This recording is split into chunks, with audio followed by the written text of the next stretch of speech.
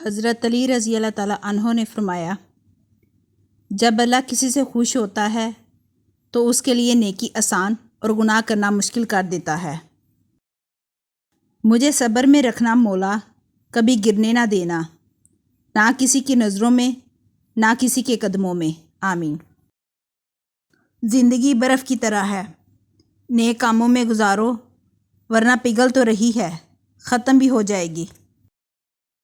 پیارے اللہ، مجھے ایسا بنا دیجئے کہ میں آپ کو پسند آ جاؤں۔ صبر اور شکر دونوں ہی کا بڑا درجہ ہے۔ صبر مصیبت کو ختم کرتا ہے اور شکر نعمتوں کو بڑھاتا ہے۔ کرو سونے کے 100 ٹکڑے تو قیمت کم نہیں ہوتی، بزرگوں کی دعا لینے سے عزت کم نہیں ہوتی، ضرورت مند کو دہلیز سے خالی نہ لوٹاؤ، اللہ کے نام پر دینے سے دولت کم نہیں ہوتی۔ شکر ادا کرنے کی وجہ نہیں ڈھونڈنی چاہیے بلکہ عادت ڈالنی چاہیے، کیونکہ شکر گزار لوگوں سے اللہ بڑی محبت کرتا ہے۔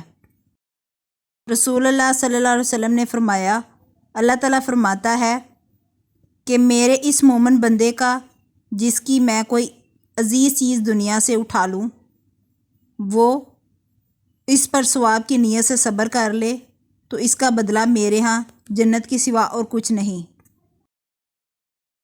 انسان اور جانور۔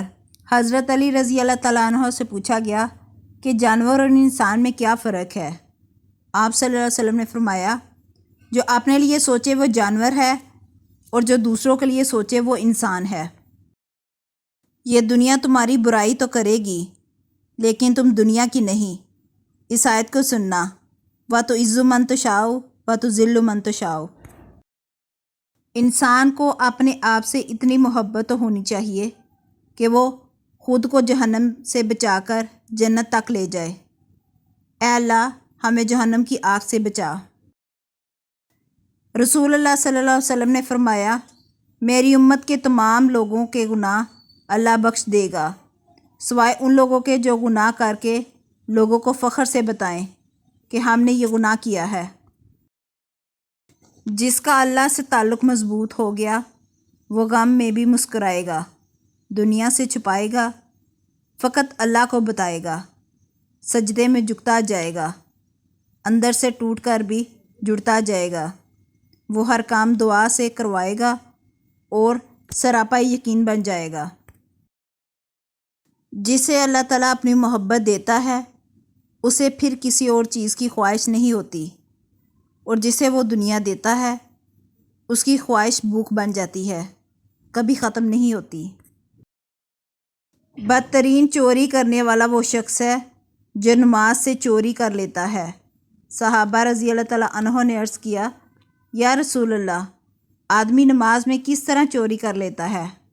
ارشاد فرمایا، وہ رکوع اور سجدہ اچھی طرح نہیں کرتا۔ رسول اللہ صلی اللہ علیہ وسلم نے ارشاد فرمایا، اللہ تعالیٰ کے لیے بعض لوگ ایسے ہیں جیسے کسی کے گھر کے خاص لوگ ہوتے ہیں۔ صحابہ رضی اللہ تعالیٰ عنہ نے عرض کیا، وہ کون لوگ ہیں؟ ارشاد فرمایا، قرآن شریف والے، کہ وہ اللہ والے اور اس کے خاص لوگ ہیں۔